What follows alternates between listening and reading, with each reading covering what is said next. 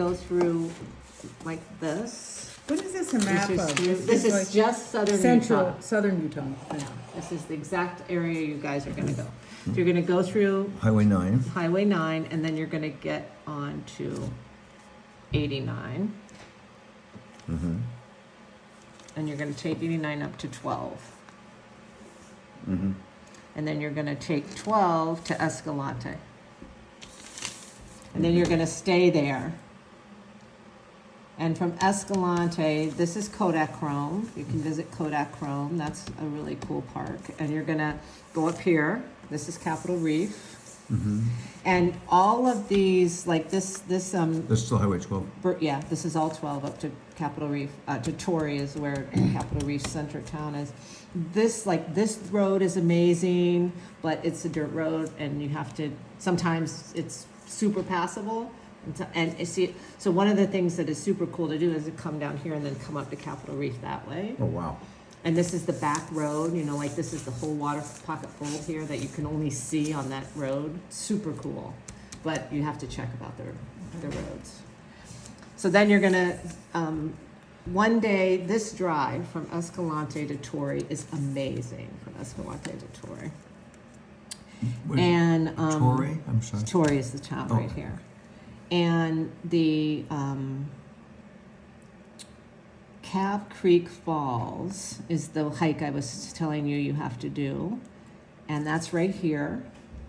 Cab Creek Recreation Area. Outside of Escalante. And the coffee shop, which is at the top of this road, and it's like a 360-degree view of the Red Rock Canyons. It's phenomenal, even if you don't even get any coffee. That's right here. There's a coffee shop there. Yeah. On the road. Yes. On Highway 12. Yes. And it's, Red Rock Coffee. Yeah. It's called Kiva Coffee House. Kiva. Kiva. And then, oh my God, and I told you about this in the email. There is this hike here where you hike up into this alcove where there's a Anasazi Puebloan dwelling. So you want to do that hike. And I told you the name of it in the email. I can't think of the name of it right now, but that's in the same area. Mm-hmm. So all of that, that's why I said, you want to stay in Escalante 2 nights or 3 nights. So there's a lot to do. And Escalante is super cool. It's like an old Western town. It's not overdeveloped at all. There's this little shack-like place where you get pizza. And You stay in a motel there? Is that... there's a bed and breakfast that's super nice. I don't mean fancy, but Right. Comfortable, and that's where we stay, in this bed and breakfast in Escalante. I'm trying to think. There's a couple motels. There's not going to be like a Hampton Inn or anything, but okay. So then you're going to come up here to Torrey and go through Capitol Reef to Hanksville. These aren't even really places, even though they have a name. And then this is 95. This is that other drive that's just a phenomenal drive. So this is we're 12 to 95. 95? Well, 12 to 12 24. 12, 24, 95. And then 95 will take you down here, and you're going to cross the Glen Canyon Dam, which is also phenomenal views, especially now because there's actually water in there. And this is Natural Bridges. So you're going to want to go hiking and do the hike if you can, if you have the time, that goes to all 3 of the bridges. So there's one hike that will take you to all 3, and you go up ladders and down in canyons. And so if you can, do that hike there. And then you're going to come to, you can either go to 95 and go down, or you can go down this way, but you're going to end up in Bluff. And then you're going to want to stay a couple nights there because you want to do the Moki Dugway. So if you come down this way, you have to do the Moki Dugway. And it's a dirt road. And it is, like, we have to show them a picture of the Moki Dugway. I'll send them the link. Do you have your, that website where you were getting your glamping? Yeah. Their homepage is the Moki Dugway. Oh. So if you look at that, you'll see this place. That's what this wraparound thing is. It's so cool. And pictures don't do it justice. So you do the Moki Dugway. And then this is Valley of the Gods. And this is not hiking. This is just it's a drive, but it's a beautiful rock formations. And then this is Gooseneck State Park here. And this is another place where the river does this really cool stuff. So the views are phenomenal. So that's here. That's Gooseneck. and then Bluff, and then from Bluff, some of the best hiking in Utah is right here.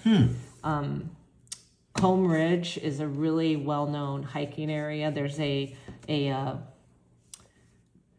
what's it called? A visitor center that's right around here that you can go to and then talk to the people about, well, what hike should we do? What's the weather conditions, so that you don't end up in a hike where you end up in the Cane Creek. That's the name of the visitor center. Cane Creek Visitor Center, somewhere around here. Can I just stop for 1 second? Yeah. If all of this is what we should do, that's probably what we're going to do. Why in the world would I have lodging up in Moab? Well, because we haven't got to Moab yet. Ah, I see, because we're still cooking. Okay. Yeah. So after Bluff, you're going to come up here through Blanding, and you're going to take this. Where is the road to Dead Horse Point? Okay, Dead Horse Point is all the way over here.